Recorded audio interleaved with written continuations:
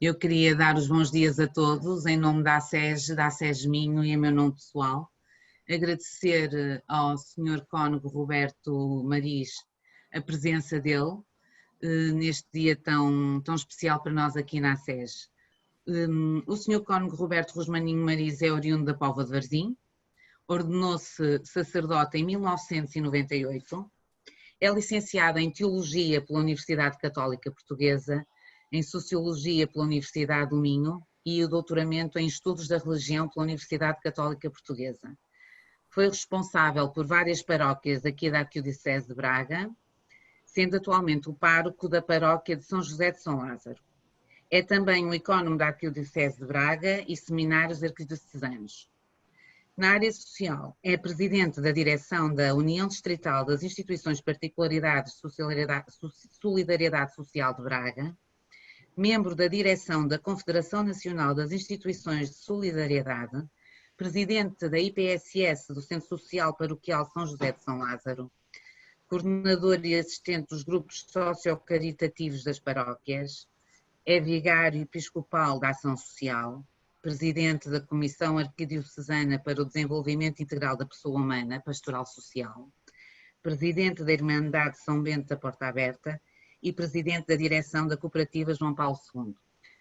Sr. Cónego, muito obrigada por nos agraciar com a sua presença e nesta fase tão difícil que todos atravessamos, especialmente as IPSS, queria então pedir-lhe que nos falasse um pouquinho das principais dificuldades desta contextualização nesta crise e como é que nós podemos construir a esperança à luz dos valores católicos e cristãos que todos partilhamos. Sr. Cónego, passo-lhe a palavra então. Bom dia a todos, eu aqui agradeço o convite.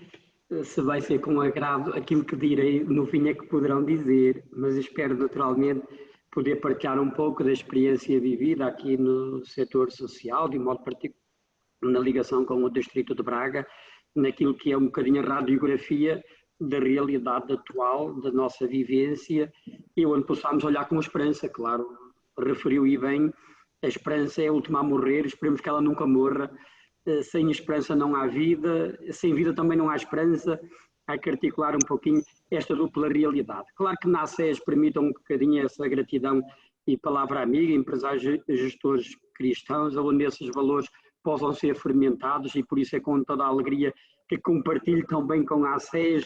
Aliás, o pagamento pontual nas instituições onde presido tenho procurado incorporar também esse ponto e acho que é um elemento muito importante.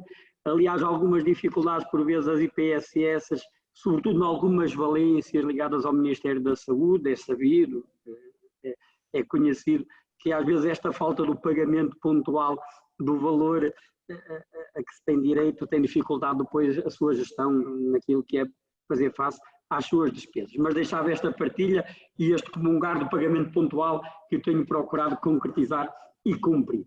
Olhando então a realidade do setor social das IPSS, eu gostaria de fazer um duplo apontamento. Por um lado, se estamos nesta realidade do Covid-19, que obviamente toca à sociedade no setor e o setor social também, é importante olhar o pré-Covid-19 e era o primeiro apontamento que eu olharia. O pré-Covid-19 para nos situarmos na realidade do Covid-19, a realidade que estamos a viver com os seus desafios.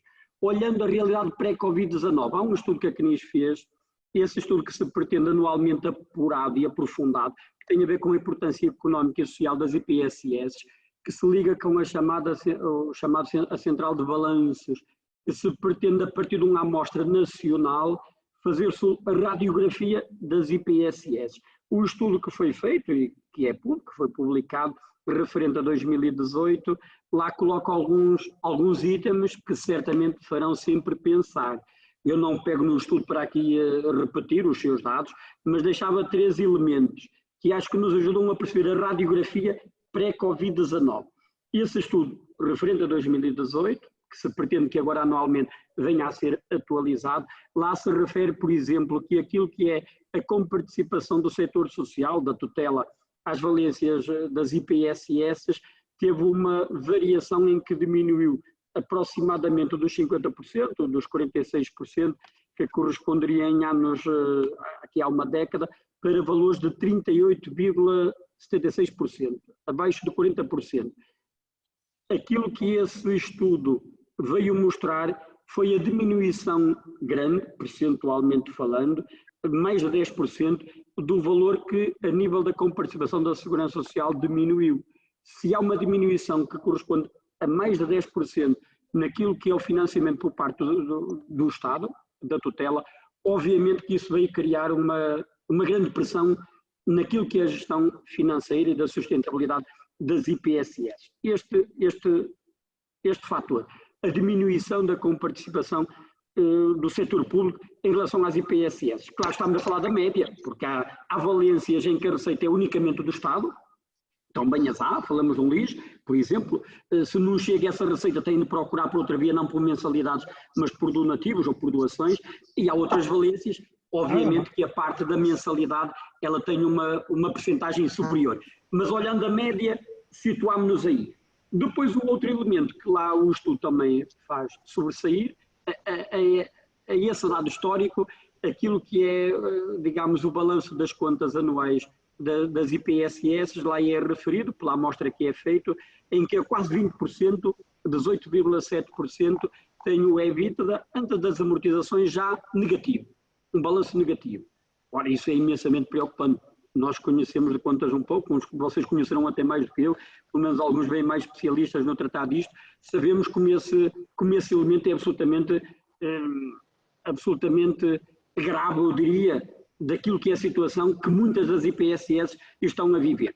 Há IPSS que vivem com a situação financeira bastante saudável, é certo, mas olhando o setor no seu todo, a radiografia tem este segundo elemento, aquilo que é esse elemento negativo de contas antes das amortizações. Depois das amortizações já está nos 40%, Obviamente que aí percebemos aquilo que é a pressão financeira na sustentabilidade dessas instituições. O terceiro elemento, este pré-Covid, que não melhorou pós-Covid, e depois poderemos conversar um pouquinho sobre isso, tem a ver com o peso dos recursos humanos sobre aquilo que são os elementos estruturais destas instituições. São instituições que obviamente prestam serviços, não vendem mercadoria, e por isso o elemento principal de peso de custo são os recursos humanos, por aquilo que é óbvio, por aquilo que todos nós compreendemos e percebemos. O estudo manifestava que 58,4%, 60% do custo refere-se com a despesa ligada aos colaboradores, aos recursos humanos. E lá o estudo fazia essa referência. Uma percentagem tão grande sobre aquilo que é a despesa da instituição em torno dos recursos humanos, a variável sobre o aumento dos custos com os recursos humanos, como tem sido o aumento que aconteceu nos últimos anos, do salário mínimo, depois com a contratação coletiva também que se foi ajustando, tendo todos nós no setor social a consciência que não pagamos muito, temos todos essa consciência, mas sabemos que a repercussão sobre o aumento do salário mínimo e depois no contrato coletivo, na percentagem sobre o volume do todo da instituição, ele representa uma percentagem muito grande comparativamente a outros setores comerciais, a outros setores industriais, onde essa repercussão sobre a percentagem dos recursos humanos, ela não é assim tão pesada. Aqui, na verdade, ela é grande e faz com que aquilo que é um aumento percentual de 5% sobre recursos humanos, ele vai se traduzir numa repercussão muito próxima disso, também no custo real da própria instituição para aquele ano, que normalmente as instituições não conseguem fazer essa repercussão de aumento para as mensalidades, normalmente não conseguem, não é? E é com estes três elementos que eu deixo um bocadinho desse estudo, que são estruturantes, pré-Covid-19, esta questão daquilo que foi a diminuição da comparticipação a nível da tutela, em percentagem. Aquilo que é este elemento estruturante que nos mostra os déficits que acontecem já quase em 20% antes de contabilizarmos amortizações. E este elemento do peso, que é os recursos humanos, não porque sejam um peso, entendamos, porque digamos, a maior riqueza que as instituições têm são os seus colaboradores, obviamente, para o serviço que prestam, mas ter a consciência clara daquilo que é o elemento estruturante do peso com aquilo que é a despesa em relação a este elemento. E aí que aparece a sustentabilidade, lá vai-se falando e conversando, nessa altura se falava por vezes da camisa de força que aperta dos dois lados. A camisa de força que foi apertando dos dois lados naquilo que é o respirar financeiro destas instituições. Por um lado, a tutela, naquilo que os números são reais, e mostram a diminuição percentual da contribuição. Por outro lado, as mensalidades, que também na limitação pelas leis, também estão condicionadas e não se pode meramente aumentar por aumentar. Por isso, uma dupla camisa de forças que aperta, por um lado, na dotação da tutela, por outro lado, no valor que se possa cobrar às famílias. Para além, às vezes, das dificuldades que as próprias famílias também não possam fazer essa mesma comparticipação. Esta é, de algum modo, uma certa radiografia muito estrutural da situação económica das IPSS a nível nacional, em Braga também, do distrito, mas não meramente de Braga, aqui a nível nacional. E é com esses elementos que eu chegaria então ao outro ponto do Covid-19, aquilo que é a realidade que estamos a viver, nas suas condicionantes, nas dificuldades que nos trouxe, aquilo que afetou obviamente as pessoas, as famílias, as empresas e que o setor social também obviamente foi afetado por essa mesma realidade. Enquadrados no Covid-19, nesta realidade da pandemia, primeiro, temos um primeiro momento. O primeiro momento ali, no mês de março, quando esta situação aparece, obviamente não se conhecendo em plenitude as repercussões disto, porque hoje penso ser claro que não houve esse ter nas mãos e na reflexão as repercussões no seu todo, que aquilo como a pandemia que estava a surgir, que fosse nos afetar tanto. Quando é que ele seu início dos primeiros casos, acho que não haveria, pelo menos publicamente, transmitido e conversado o sentido disso, não é? Mas no ampliar dessa realidade, nós percebemos que as IPSS procuraram, no meio das incertezas, com as certezas que se iam conjugando, foram procurando encontrar a resposta e a solução para a realidade. No meio de muitas dúvidas, no meio de muitas incertezas, como todo o setor da vida cívica e social na qual estamos inseridos. Eu diria, por um lado, nesse primeiro momento, temos as valências que são fechadas, por exemplo, a nível da infância sobretudo, que foi as creches, o pré-escolar, o ATL, um outro conjunto de valências que foram fechadas também como na deficiência, como no centro de dia, nos idosos e outras realidades. Aparecer uma realidade em que se situa um ponto novo, em que as valências têm que ser fechadas, os colaboradores vão para casa, os utentes ou os clientes ou os utentes também não vêm frequentar, foi algo que não estávamos a contar, não tínhamos sido treinados para isso. Sim, as direções das IPSS, os seus coordenadores, os diretores técnicos, não estavam treinados para isso. Por isso foi claramente um elemento novo, o que fazer, como conseguir enquadrar isso. Foi um desafio que obviamente ali surgiu e ali se colocou, procurando-se no meio de muita partilha também de uns com os outros, tentar perceber os instrumentos estatais que pudessem melhor ajudar a enquadrar isto e até a compensar, articulando por um lado os custos dos colaboradores. Não tenho conhecimento de nenhuma IPSS que tenha despedido os seus colaboradores destas valências, não tenho conhecimento de nenhuma realidade dessas, procurando em simultâneo articular aquilo que eram as mensalidades que se percebia, sem presença, sem a ação presencial, fazer o desconto só de 10%, se percebia que era algo também não razoável face à realidade. E por isso conseguir a diminuição efetiva e real daquilo que é a comparticipação das mensalidades, manter os colaboradores e enquadrar aqui um instrumento, digamos, estatal que nos pudesse ajudar. Até a questão da layoff se procurou aí enquadrar muitas vezes aquilo que pudesse ajudar a como participar naquilo que é esta realidade de não funcionamento presencial, com a diminuição da receita essencialmente por parte das mensalidades, porque os protocolos, felizmente, foram mantidos para esse tempo. Para além deste desafio, neste primeiro momento, com a questão do fechamento destas valências, temos as valências que se mantiveram abertas, sobretudo ligado à parte da população idosa, não é exclusivo, como são, por exemplo, os LIJs, os lares da infância e da juventude, que também se mantiveram a funcionar, nem sempre são muito referidos pela comunicação em torno desta realidade do setor social, mas também estão aí, e temos, sobretudo, a parte dos cuidados continuados, e de modo particular, os lares.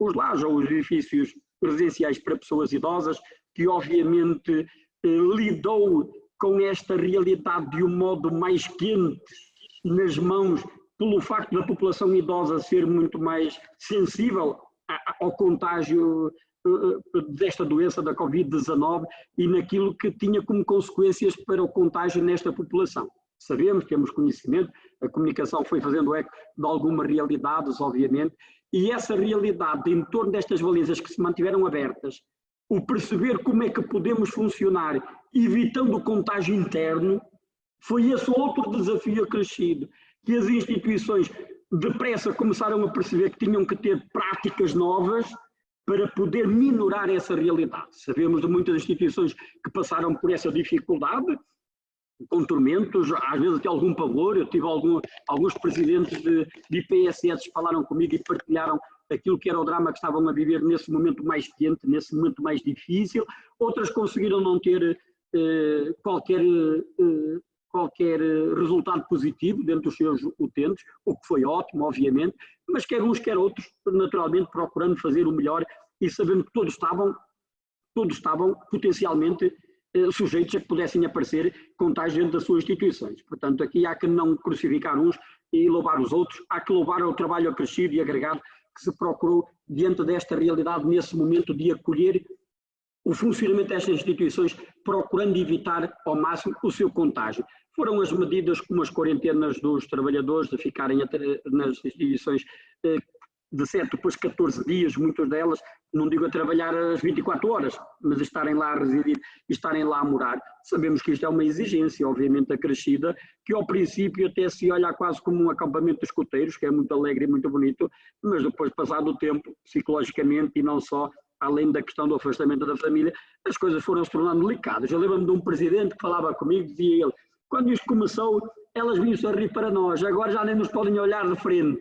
Claro, isto nem tinha de mal nem de bem, mas traduz aquilo que eu estou a referir, que o passar do tempo trouxe algo de cansaço em torno dessa mesma realidade. Para além das visitas, como sabemos, da população idosa, que deixou de existir na parte dos lares, como nos hospitais, como nos cuidados continuados. Claro que este deixar de ter visitas não era por mal, obviamente sabemos, era para proteger esta população mais idosa, mas foi uma subcarga que os colaboradores, tenho conhecimento de vários, que partilhavam isso. O ter que estar num quarto, comer num quarto, viver num quarto, passar o dia no quarto, não fazia bem à mente, não fazia bem à mente, à parte psiquiátrica, nos problemas de saúde que já tinham, e estes colaboradores tiveram que lidar e aprender a lidar, minorando também esse aspecto em torno dos nossos utentes, das pessoas residentes nas nossas instituições.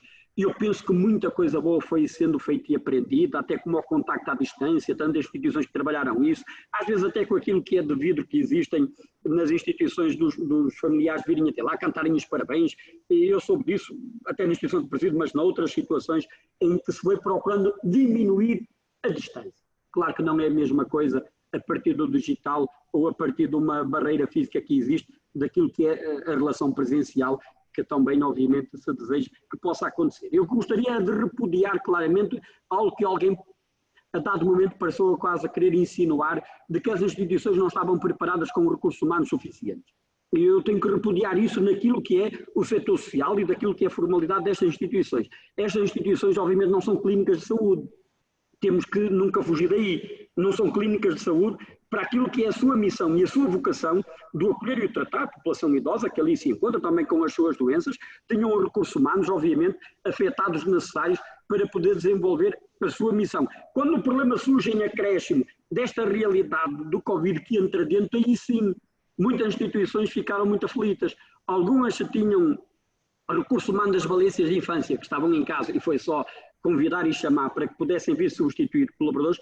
Há instituições que não têm valências de infância. E quando têm de fazer uma quarentena de todo o pessoal que está agregado a um dado horário, a um dado turno, a uma dada quinzena, obviamente substituírem em pleno outros todos, nem sempre se conseguiu, e isto numa relação estreita, e a verdade há que o ser dita também, com o Centro Distrital da Segurança Social, até com as ACES, com a Proteção Civil, com as câmaras, que também fizeram aqui um grande trabalho, obviamente que foi procurando encontrar a solução, mas eu nunca me esqueço, numa dada realidade, num dado facto de um lar que teve que evacuar e fazer-se em paralelo, tipo hospital campanha, para desinfetar essa estrutura e voltarem outra vez, em que na articulação com aquilo que era de conceder contactos, aquele que estava a fazer os contactos me diz assim, contactei 300 para não conseguir 10, não é? Contactei 300 para não conseguir 10. Aquele pico do fim de março, até ali a meados de abril, terceira semana de abril pelo menos,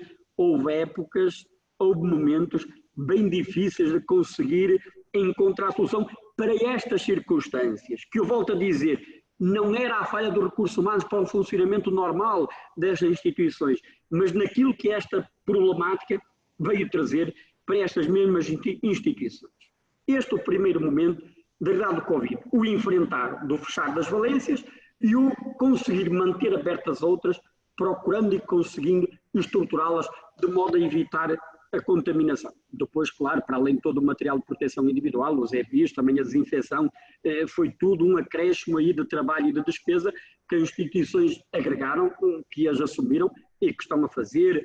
Há que também com gratidão mostrar o obrigado a empresas, a empresários, a pessoas que também fizeram ofertas de viseiras, de máscaras, de material de desinfecção. Também houve generosidade que veio ao de cima no meio desta realidade.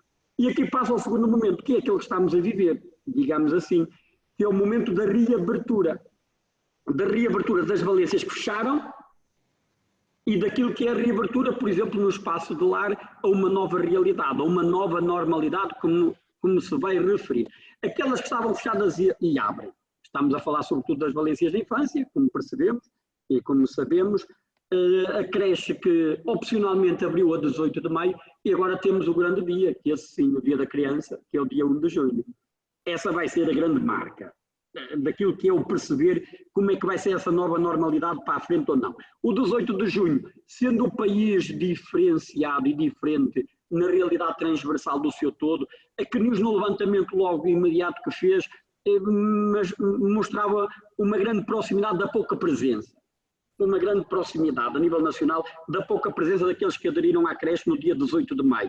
Por receios, por medos, ou porque como também há o apoio familiar para poder ter a criança em casa, o que é certo, lá falava-se 5 crianças por instituição, e eu posso dar aqui um exemplo, serve só como uma métrica, aqui em aproximadamente 200 crianças em creche que temos na nossa instituição, tinham manifestado a vontade em vir 20, no primeiro dia vieram 7. Nos dias seguintes foi subindo, foi aumentando um pouco, não é? Mas foi sempre um número muito reduzido. Chegámos agora ao dia 1 de junho. Ao dia 1 de junho é que abre todas as valências da infância e aqui é que vai ser o grande desafio. Claro que existe, por um lado, os receios da parte de pais, sobretudo de pais, que possa haver o contágio, como é que é, as medidas estão tomadas, não estão tomadas, até dos próprios colaboradores também, obviamente. Sabemos que a nível das crianças se falava formalmente e era público, era noticiado, que inicialmente se queriam os 2 metros de distância entre crianças, perceberam-se que não dava, passou a 1,5 metro e depois passou sem metro nenhum, porque se percebeu com as crianças que não daria para ter isso, ou se fosse com uma redoma de vidro à volta de cada um. Pronto. O problema daquilo que era a capacidade, não haver na distância, deixou de existir esse problema. Mas vêm os outros desafios, daquilo que é o conseguir as melhores práticas para que se possa evitar o contágio e a contaminação. Isto falando da parte da infância. Que honra seja dito, eu por aquilo que conheço, no distrito de Braga, a testagem dos seus colaboradores foi feita para todos, na articulação entre a Segurança Social, com a saúde, com as câmaras, para quem foi para o dia 8, para o dia 18, e agora também para o dia 1 de junho está a ser feito. Esse trabalho de casa e de base, que é um bom elemento, obviamente, que estrutura e ajuda, ele foi feito. Claro que coloca essa questão para a frente, não era conveniente, não era interessante, ciclicamente, semana, 15 dias, fazer-se uma triagem direta a todos ou à amostra, que possa fazer a sinalização de casos que precocemente se sinalizem antes de contaminarem outras realidades, e eu penso que é muito importante e essencial, muito importante e essencial. Digo isto, é esta nova realidade que é que estamos agora a viver na parte da infância, e colocaria também para a parte dos idosos, sem estar aqui a diferenciar, obviamente, as valências, mas de um modo particular na parte dos nossos lares. Claro que o apoio domiciliário também são os nossos colaboradores que vão lá, também é preciso o mesmo cuidado, também é a mesma triagem. O centro de dia não foi marcada a abertura, os LIGES também têm manifestado a sua inquietação porque ainda não puderam ir para casa e ter com as suas famílias as crianças e os jovens que lá estão, e nós olharmos jovens fechados em casa um mês, outro mês, também, aquilo também não faz muito bem. E eles estão inquietados a perceber quando é que se poderá encontrar também uma solução para isso, que ainda não foi tão bem definido. Mas olhando então os nossos lares, há 2 variáveis que aqui pesam muito. E isso é claro já para todos. Uma tem a ver com aquilo que foi as quarentenas, sobretudo as quarentenas mais eficazes dos 15 dias, das 2 semanas, olhando aquilo que é o tempo que demora, digamos, esta doença a manifestar-se, a ter-se conhecimento, que deixa de existir, na grande maioria das instituições lidaram com alguma normalidade e aceitação dos seus colaboradores. Houve eco de alguma inquietação por parte de um ou outro sindicato e da ACT numa outra instituição, também se soube disso, em torno daquilo que era a legitimidade e legalidade ou não dessa realidade, mas a grande maioria enquadrou isto com normalidade. Agora, para a frente, se percebe que não se pode manter isto sempre. Não se pode manter isto sempre, tem-se que ir normalizando naquilo que é o horário e naquilo que é o entrar e o sair dos colaboradores. Isto que é bom, por um lado, tenho uma responsabilidade enorme acrescida sobre isto, não é? Tenho uma responsabilidade enorme acrescida sobre isso. Eu falo com aquilo que falei com os meus, por exemplo, aquilo que é todo o elemento de proteção que já existia, que neste período de quarentena se fez e se implementou, é algo que tem de se manter e até reforçar, que é para não permitir qualquer possibilidade ou reduzir ao mínimo a possibilidade de alguém que porventura esteja contagiado sem saber, em até dar por ela disso, que não tenha contaminado, quer os utentes, quer os seus colegas, quer os seus utentes, quer os seus colegas. Porque quando o grupo está 15 dias fechado, está todo limpo, deu tudo negativo, os colaboradores, e eles fecham em casa, usando a proteção para os utentes, eles sabem que entre eles, quando estão depois no almoço, quando estão num bocadinho de intervalo, podem estar à vontade, porque estão todos negativos. A partir do momento que passam a entrar e a sair, e essa à vontade do tempo livre, é recomendável que não exista desse modo. Isto é, a proteção terá que ser ainda mais cuidada e acautelada em torno dessa realidade. E o outro ponto, se é este dos colaboradores, esta transformação, e esta será a nova realidade que temos que lidar com ela, percebendo a melhor forma de o fazer, temos a outra que é as visitas. Quando surge a notícia das visitas, criou alguma inquietação ou preocupação, como é que podemos fazer isso, atendendo a que nós sabemos que o vírus do Covid-19 não entra pela chaminé, ele não nasce lá dentro, é de alguém que de fora, ao ir para dentro, vai levar. Isso é claro, não é? Todos temos consciência disso, não é? Se temos este empenho todos os colaboradores, as visitas passam a vir, como é que isso é possível, como é que não é? E este é o outro desafio, que enquanto visita às pessoas, ela tem essa mais-valia do encontro familiar, que é obviamente um elemento estruturante e um valor cristão, um elemento bom, mas ele não pode ser feito sem ser com a atenção devida da contingência a esta realidade. Aquilo que se criou na grande maioria que eu vou ouvindo falar, as instituições reservaram um espaço a ser desinfetado, aonde fosse para o efeito, aonde as visitas estão protegidas, o utente está protegido, de modo a evitar o contágio, sendo que esta é a realidade para os utentes, para as pessoas que têm alguma mobilidade e podem ir para esse espaço, é crescido a isso. É a grande dificuldade para os dependentes.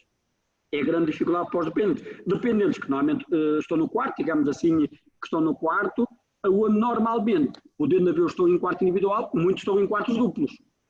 Muitos estão em quartos duplos. Se estão em quartos duplos, como é que se pode fazer isso, evitando aquilo que possa ser a realidade do contágio? Este é um desafio que as equipas estão a trabalhar, e eu sei que estão a trabalhar até com os delegados de saúde, procurando perceber a melhor forma de o fazer, mas é um desafio grande que para estas instituições vai trazer, agora com a questão dos colaboradores a entrarem na normalidade do horário, do turno, que possam entrar, e com a questão das visitas.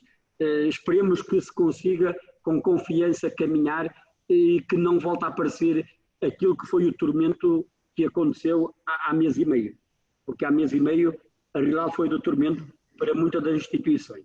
Foi do tormento para muitas instituições. Aquilo que eu diria, e em torno deste segundo ponto, desta nova realidade de agora, situaria aquilo que poderia chamar o desafio da confiança e um controle efetivo.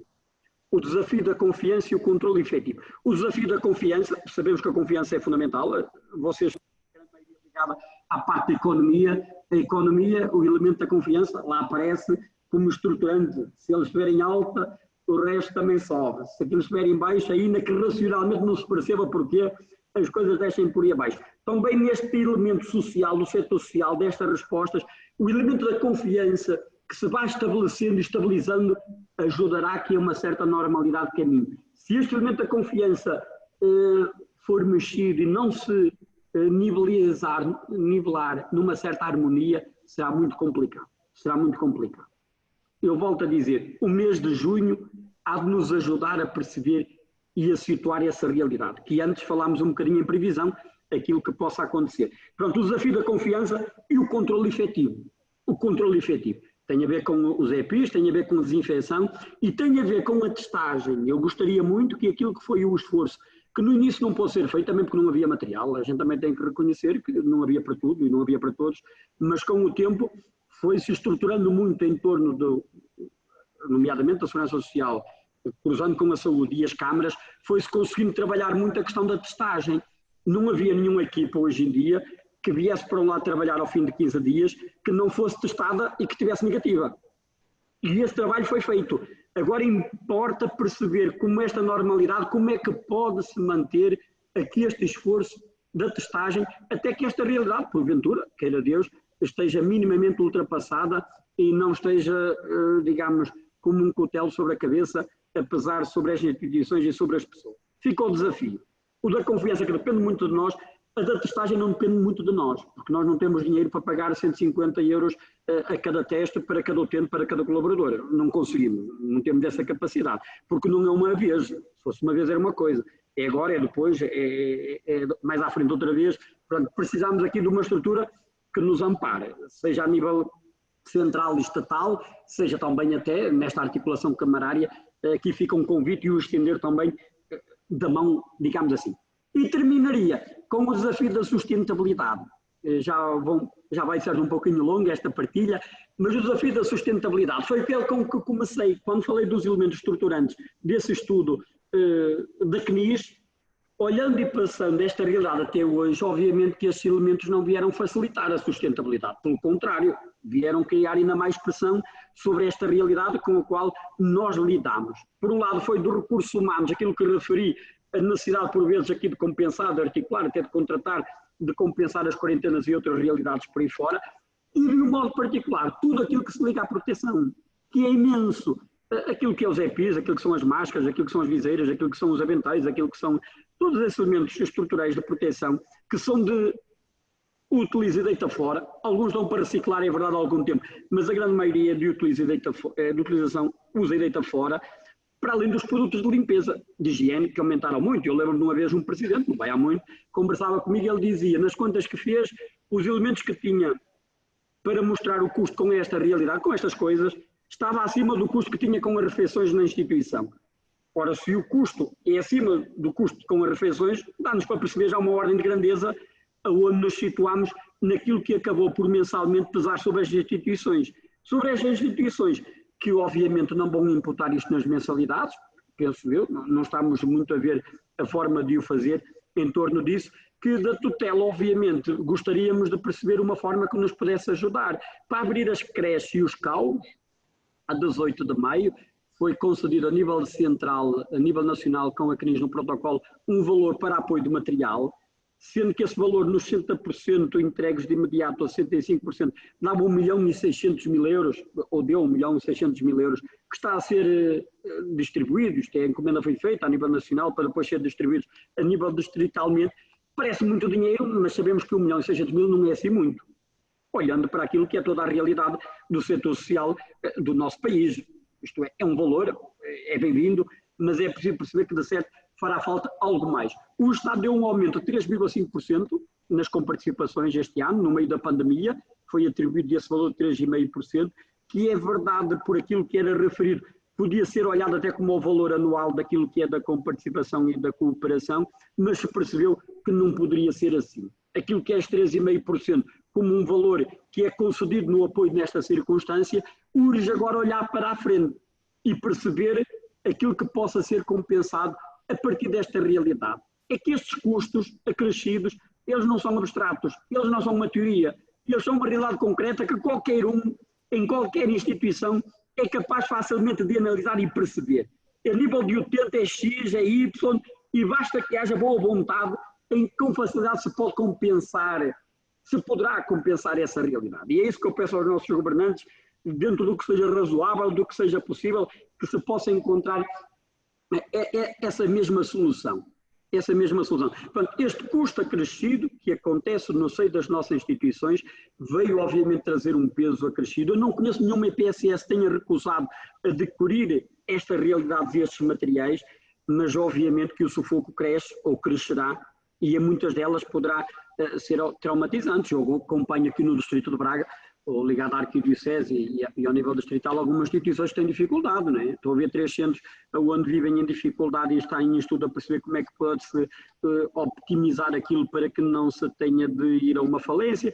Eu estou a ver um centro que fui a semana passada, há 2 semanas, que só tem creche, e o presidente e a direção sentia que a única via que via era mesmo fechar, porque 3 anos seguidos com saldos negativos não consegue fazer face à realidade do sustento, atendendo a que é uma creche abaixo de 25 crianças, só com uma valência. Sabemos também que a nível de gestão é muito difícil uma instituição só com uma valência conseguir ter a sua sustentabilidade. Isto é, vão começar a surgir as situações em que estariam na linha d'água, e com este acréscimo desta realidade, a sua dificuldade vai vir mais ao de cima. E por isso, a nível estrutural e estruturante, será necessário ir encontrando situações que possam dar alguma ajuda para minorar, pelo menos para minorar e ultrapassar esta realidade. Eu peço desculpa um bocadinho, mas tenho aqui um telefone atrás que me está a chamar. Mas, portanto, era este elemento estruturante da sustentabilidade em que nós precisamos de encontrar a melhor solução. Nós temos de ter uma sustentabilidade que não discrimine, que não deixe para trás. Uma sustentabilidade que não discrimine e que não deixe para trás. A forma de o encontrar é que é uma criatividade que importa todos situarmos. Não excluir nem discriminar. Eu às vezes dou um bocadinho o exemplo dos Açores. Os Açores não conhecem em profundidade tudo. Os Açores fazem parte do nosso país, obviamente, mas depois, como tem o governo regional, como a Madeira, tem o governo regional, tem algumas práticas que são um bocadinho diferenciadas, que são concertadas localmente, né? Eu estou a ver, por exemplo, uma prática que o governo dos Açores fez, em que compensou as instituições naquilo que eram as valências da infância, para que não houvesse qualquer ónus sobre as instituições no custo que ali existiu. Sobre isto, pelo presidente, digamos, do setor social a nível dos Açores. Também a nível, por exemplo, da terceira idade dos idosos, que sabemos às vezes as dificuldades em conseguirem vagas, porque não há vagas, outras vezes porque as mensalidades, a reforma são 300 euros, 400, temos muitas dessas situações, que é muito difícil às vezes conseguir fazer face para um enquadramento de vaga normal. Uma vaga social, sim, obviamente, não é? Mas para uma vaga normal é muito difícil. E aqui alguma criatividade nos podia ajudar. E eu sei que, por exemplo, nos Açores também falando, eles cobram, ou melhor, eles suportam, o Estado suporta aquilo que é a diferença até ao custo real que acontece com essa, digamos, com o utente que está balizado, padronizado pelo utente. A nossa vaga social fica pelos 900 euros, fica abaixo um pouco do custo real, porque o custo real anda acima dos 1000 euros, começa a vir. Eu penso que poderíamos aqui, a nível de médio prazo, ir trabalhando no sentido de ter respostas qualificadas, com qualidade de serviço e onde possa o seu custo também ser claramente suportado, em torno do setor social, privado, e também com esta parceria real e concreta do próprio Estado e da própria tutela. Porque sabemos dos lares ilegais também, durante a pandemia já fecharam alguns, no Distrito de Braga também. A semana passada tive o EC de mais meia dúzia que estavam aí para ser analisados, e os lares ilegais não são um elemento que ajude nesta realidade.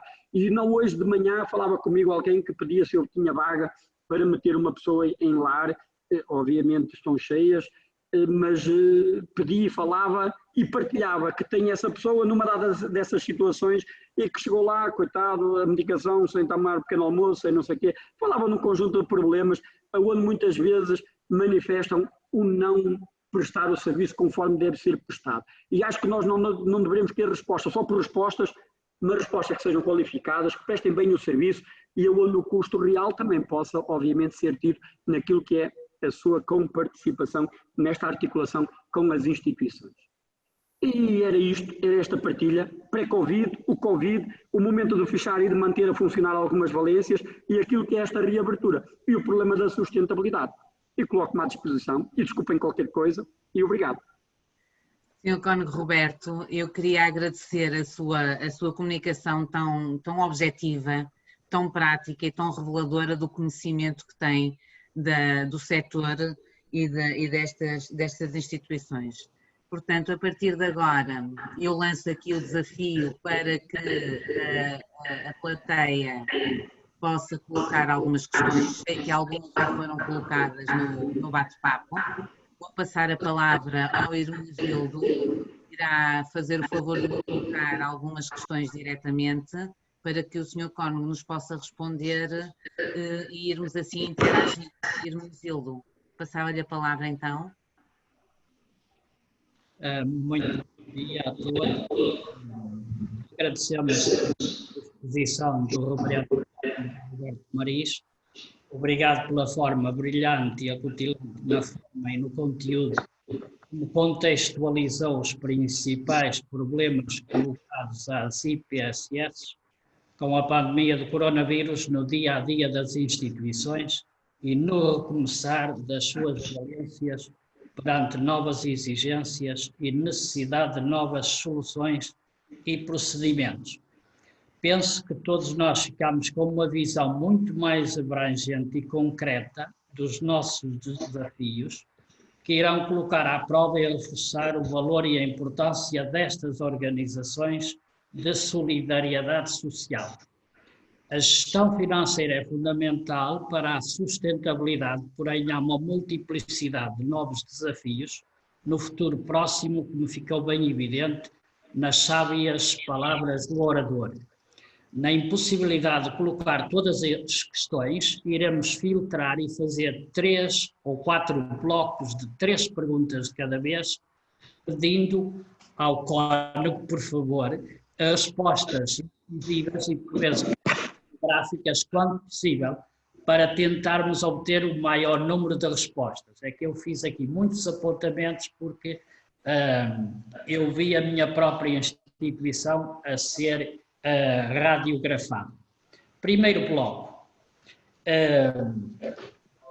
Pergunta número 1. Será que a imagem das IPSS saíram mais fragilizadas, pois parte da população entendeu que não soubemos preparar-nos devidamente? Aflorou um pouco, mas gostaria que desenvolvesse um pouco mais. Será que não deveriam estas instituições ou as organizações representativas, o MP, CNIS, União de Mutualidades, avançar com campanhas de marketing onde se combatesse a desinformação e se divulgasse o seu papel na sociedade, aliado a bolsas de estudo que se debruçassem sobre a história e a importância das nossas instituições? Pergunta número 3. Agora gostei muito daquela sua afirmação que não somos clínicas de saúde. Quais os desafios mais permanentes neste momento nos lares e creches? Já desenvolveu por momentos, mas gostaria que salientasse ainda mais. Este é o primeiro bloco. Muito bem. Sabem que nestas coisas muitas vezes são melhor as perguntas do que a resposta. Mas, contudo, partilho um pouco aquilo que é a opinião dentro destas perguntas, destas 3, até mais do que dado objetivo, por vezes é a sensibilidade em torno da realidade com a qual se vai cruzando, não é? A imagem das IPSS foi afetada ou não em torno desta realidade, sobretudo na parte dos idosos, porque a grande questão colocou-se em torno dos idosos. Temos a consciência clara que a dado momento, obviamente, aquilo que era a notícia, que era para abrir o noticiário, era de mais um lar que já tem mais 20 infectados, e mais outro lar que tiveram que sair todos, mais outro lar que os colaboradores estão lá uns afogados, 3 ou 4 lá à janela que já não podem sair. Isto aconteceu, eu estou aqui um bocadinho a colocar em ironia, mas isto foi factual. Claro que o Papa, para a mensagem da comunicação, do Dia Mundial das Comunicações Sociais, agora domingo, ele lá dizia a verdade das histórias boas. A verdade das histórias boas. E a verdade que é muito mais notícia a maldade das histórias más, entendamos. A maldade das histórias más tem mais eco, por vezes, na comunicação social. Resumindo, em torno das imagens das PSS, aquilo que foi o acentuar de parecer a quase que estava um ato culpório em torno de dados dos lares, naquilo que foi o ter elementos de contágio do Covid, não ajudou a ter uma imagem positiva. Temos de o reconhecer e todos temos de o perceber isso. Urge, e acho que sim, conseguir-se fazer perceber o outro lado. O outro lado que é, por um lado, todo o esforço e dedicação que estas casas tiveram no meio de todas estas contingências, a imensa dedicação e carinho que tiveram e profissionalismo em torno de toda esta realidade e perceber todo o trabalho positivo para além disso que estava a ser feito, que é feito e que há de ser feito. E aí esse elemento estruturante de fazer vir ao de cima a verdade das histórias boas, há aí um caminho que precisamos de trilhar, Claro que o Evangelho diz não sabe à direita o que faz à esquerda, a esmola, Conaders e por aí fora, mas precisamos de ter alguma estratégia positiva comunicacional.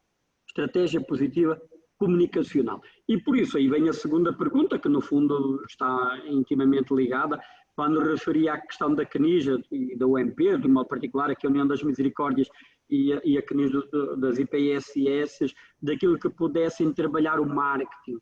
E eu partilho essa inquietação e certamente que estas duas estruturas, pelo peso que têm a nível nacional, porque elas têm aqui um elemento estruturante que cruzam muito da realidade nacional por todas as pessoas, famílias com as quais se cruzam, que poderia fazer-se algum trabalho acrescido. A CNIS é verdade que a nível de algum ator fez um vídeo promocional daquilo que é o trabalho feito a nível das nossas instituições, mas eu acho que há muito mais a fazer e às vezes mais do que esse vídeo ou não vídeo, é nós no setor do tecido social podermos dar eco das tais verdades, das boas, a tal verdade das boas notícias.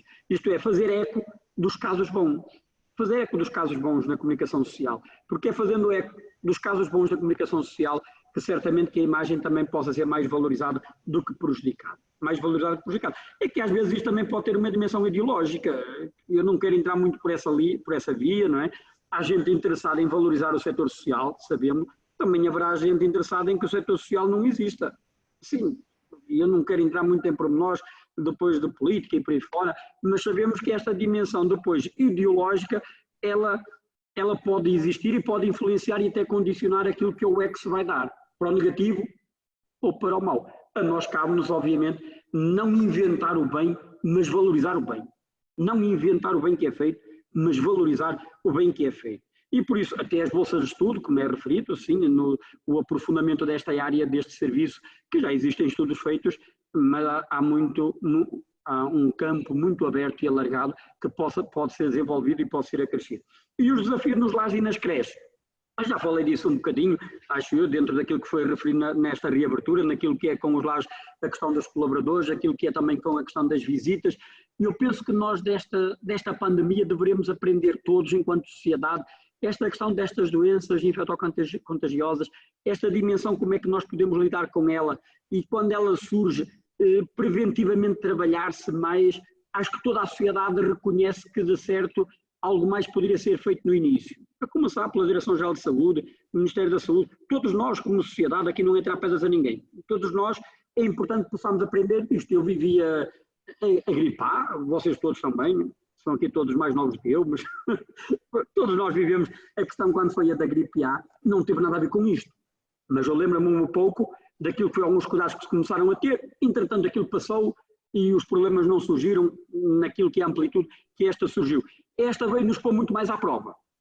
Esta pandemia de agora, esta doença de agora, veio-nos desafiar muito mais. Aquilo que é estruturante dessas estruturas que possam ser transformadas, em alguns casos pode ser necessário, noutros eu não diria que tanto. Temos estruturas que são novas, temos outras que são mais antigas e algumas que podem reapreender em algum reajuste em torno disso. Pode ser possível e pode ser bem-vindo até ajuda para que isso possa ser depois operacionalizado. Muito obrigado. O primeiro bloco específico, vindo de Melgaço, concretamente a Misericórdia, pelo Dr. Jorge Ribeiro, gostaria de pôr um outro bloco mais específico, portanto, muito pormenorizado, com pequenos apontamentos. Pergunta número 1, problemas concretos no planeamento layoff nas IPSS, sendo o cónigo profundo, por dentro, no geral e no particular. Pergunta número 2, a nova articulação e ajuste nas diferentes valências IPSS, já se referiu, mas alguns pormenores mais específicos. Pergunta número 3, novos requisitos das instalações, nos recursos humanos e nos utentes, problemas, situações reais e práticas e a necessidade de formação adicional e a sua compensação. Eu, se me permite, a primeira pergunta não apanhei bem, era layoff, mas não... Problemas concretos no planeamento do layoff nas IPSS, sendo o Cónigo um profundo conhecedor do problema. Do problema sou, da solução quanto baste. Do problema sou, da solução quanto baste. Sim, eu começo pela layoff. É certo a questão do fechamento das valências, naquilo que fazer com os colaboradores, criou um grande stress nas nossas instituições, a nível de dirigentes, o que fazer, como não fazer, como é que podemos enquadrar aquilo que é digamos, o suportar deste custo dentro da realidade que se mantém viva a nível dos vencimentos mensais. O que é que eu posso dizer sobre isso? O que é que eu poderia dizer sobre isso? A layoff simplificada de um modo muito simples,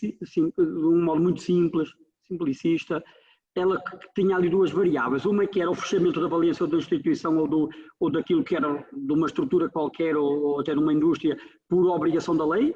A lei impôs o fechamento de determinadas realidades, como todos nós sabemos, ali no mês de março, e outra por aquilo que é a redução digamos, da receita, daqueles 40% que ali se falava, depois no comparativo que era com 3 meses, depois passou para 2 meses. Na grande maioria, nós IPSS, no caminho que foi feito da lei, há aqui que sentir a sensibilidade. Por um lado, era perceber que inicialmente nós IPSS não deveríamos recorrer à layoff. A sensibilidade era aí situada, que não deveríamos poder recorrer à layoff, atendendo a que os protocolos se mantinham. Depois, com o tempo e a insistência da negociação, há que eu referir, foi fazendo-se sentir e perceber que não, essas instituições, para ser fiéis à sua missão e no serviço que prestam às famílias, não lhes é legítimo cobrar a mensalidade que estavam a cobrar. E, portanto, atendendo a isso, aqueles para que possam fazer esse reacerto dessa circunstância, é necessário poderem também recorrer ao layoff, seja em redução do horário de trabalho, também fizeram muitas instituições naquilo que era o teletrabalho, do pré-escolar, a criatividade das instituições também variou de umas para as outras, seja precisamente por ausência de trabalho e por estarem em casa. E esse instrumento de trabalho, esse instrumento da layoff foi potencial para as IPSS, misericórdias, para o nosso setor social, e por isso foi feito mão deles, e que eu saiba, não houve recusa na atribuição do valor. Não tive conhecimento desses casos.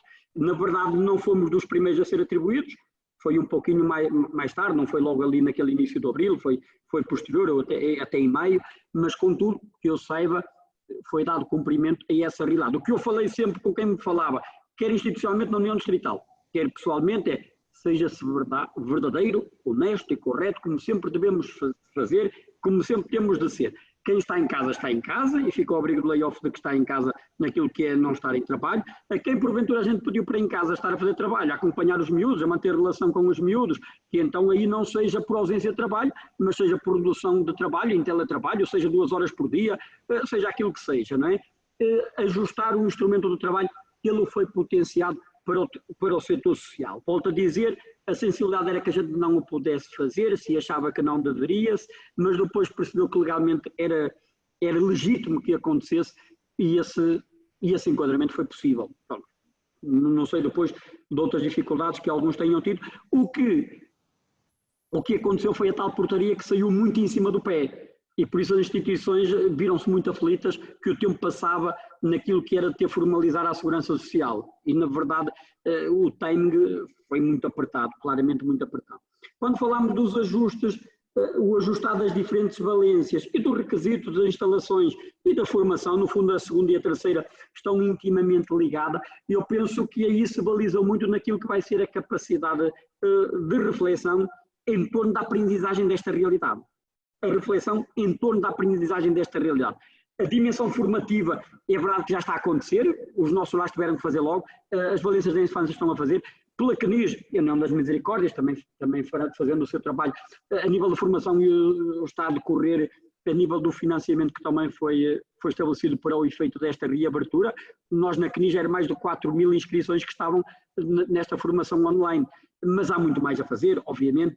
Aquilo que é das estruturas, eu penso que precisamos aqui de alguma sensatez e prudência para que também não se embandeire só em mudar por mudar, mas onde com calma e serenidade se possa perceber estruturalmente o que faz sentido e, se faz sentido, como é que vamos ajudar a que isso aconteça.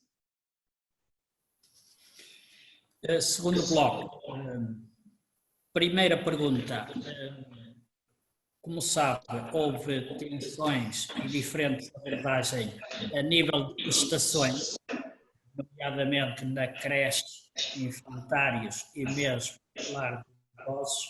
Gostaria que abordasse essa questão, porque é que não houve um entendimento. Portanto, essa seria a primeira pergunta que nos fizera. A segunda, gostaria que abordasse sinteticamente as ajudas, já abordou, mas alguns pormenores extra, ajudas extras para contratação devido às novas exigências de procedimentos, distanciamento e instalações. E a pergunta número 3, reforço da ajuda do Estado nas diferentes valências, como e quando?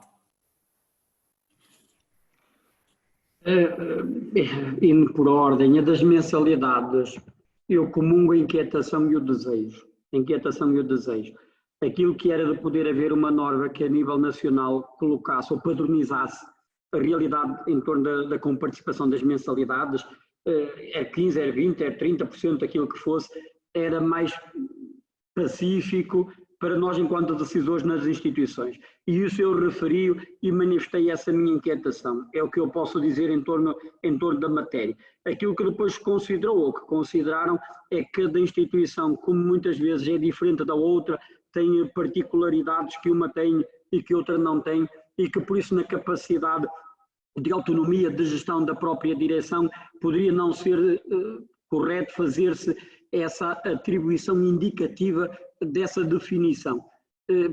Também concordo com este argumento, obviamente, também há que sinalizar na relevância que ele tem, porque as instituições é verdade que muitas vezes têm algo muito específico em cada uma delas, mas também partilho aquilo que era o meu desejo na altura, que pudesse uma indicação a nível nacional poder colocar a percentagem que seria para essas realidades, que muitas delas era comum o fechar, o seu fecho, o enquadramento desse fecho era no fundo idêntico para todos, portanto era mais fácil para nós gestores ou presidentes ou depois diretores técnicos das nossas instituições, era mais fácil de decidirmos. Concordo, comungo, e essa inquietação foi partilhada. Pelo outro argumento, seguiu-se depois esse caminho na autonomia da decisão da própria instituição, obviamente.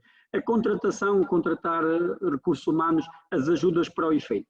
É verdade que o Governo criou ali uma linha, a dado momento devem ter presente uma linha em que dava um apoio ali extraordinário para as situações emergentes que estavam a surgir no meio da contratação para a pandemia, que podia ir a quase 90% e esse apoio. Confesso que presentemente já não estou até situado naquilo que é o apoio concreto momentâneo, se ele ainda se mantém esse ou não, que na altura foi aberto como linha.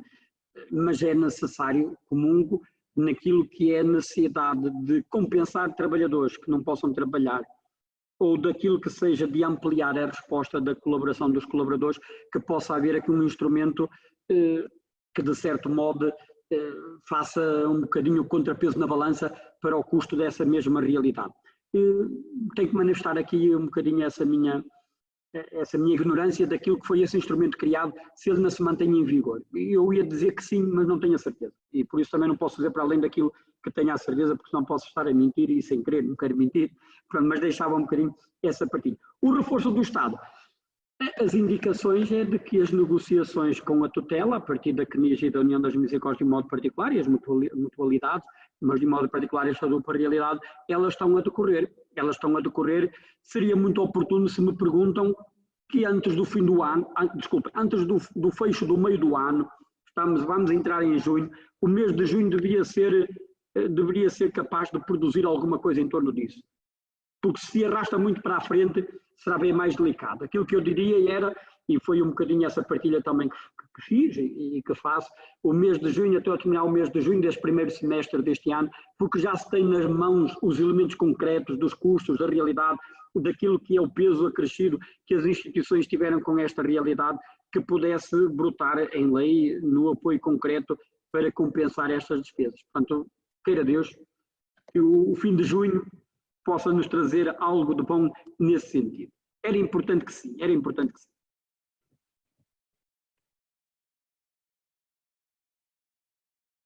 Não tenho o micro ligado. Para 1 minuto. Como pressionar o Estado e as entidades competentes? Eu sou um homem pacífico e de bem, gosto de levar isto sempre na boa paz. Pacífico e de bem e gosto de levar isto na boa paz. Claro, obviamente eu costumo dizer, nós precisamos do Estado e também mentimos quando dizemos que não precisamos do Estado, ou se o disser, não é? Nós precisamos do Estado, é verdade. O Estado também tem que ter a consciência que precisa de nós e que nos quer. Eu costumo dizer isto muitas vezes. O Estado, diante da tutela, diante da realidade do setor social, não pode só dizer que precisa de nós, porque precisar nós sabemos que precisa, que senão não podia fazer o serviço que nós prestamos. Sim, não tinha como o fazer. Mas não é só que precisa, mas que nos quer. É que faz totalmente diferente, é totalmente diferente, olha, precisamos dele porque só ali não temos outra maneira de o fazer. Ou não, nós queremos, precisamos, que é uma realidade de resposta otimizada e boa no seio da nossa sociedade. E o Estado, o Governo, percebendo que precisa de nós e que nos quer, certamente que terá um instrumento para poder nos ajudar a desempenhar a nossa missão. Eu penso que a nível de negociação é importante, obviamente, as linhas vermelhas que se tenham daquilo que é a necessidade de não serem ultrapassadas para que o nosso setor possa caminhar com alguma serenidade, não devem ser cedidas. E essas linhas vermelhas, quem está nessa negociação, obviamente saberá também quais são, e estou certo que a nível da tutela poderão também ter desejo de, às vezes, não avançar tanto naquilo que são os valores a ser disponibilizados para esta realidade, mas tocando depois os dados concretos, certamente terão também a sensibilidade, assim esperamos, de poderem dar esse passo. Muito obrigado. Fiquei com muitos apontamentos e muito esclarecido. Muito obrigado. Obrigado. Senhor Cónigo Roberto, estamos a terminar aqui o nosso webinar.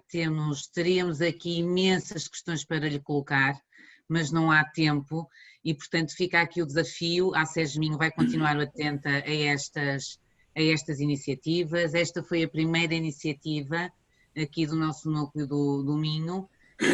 Por isso, nas próximas semanas pode ser que voltemos a conversar um pouco sobre isto. E eu queria, antes de terminar com a nossa bênção do nosso orientador espiritual, o Padre Carlos Nuno Salgado Vaz, eu queria só referir aqui 2 ou 3 coisinhas, se me permite. Ressalvar a ideia da sustentabilidade futura, mas uma sustentabilidade que não discrimine e não deixe ninguém para trás, muito à luz também da economia de Francisco, tão atual hoje em dia. Uma outra frase que me marcou especialmente, que é: não inventemos o bem, mas sim valorizemos o bem que temos, e acho que isto é fundamental.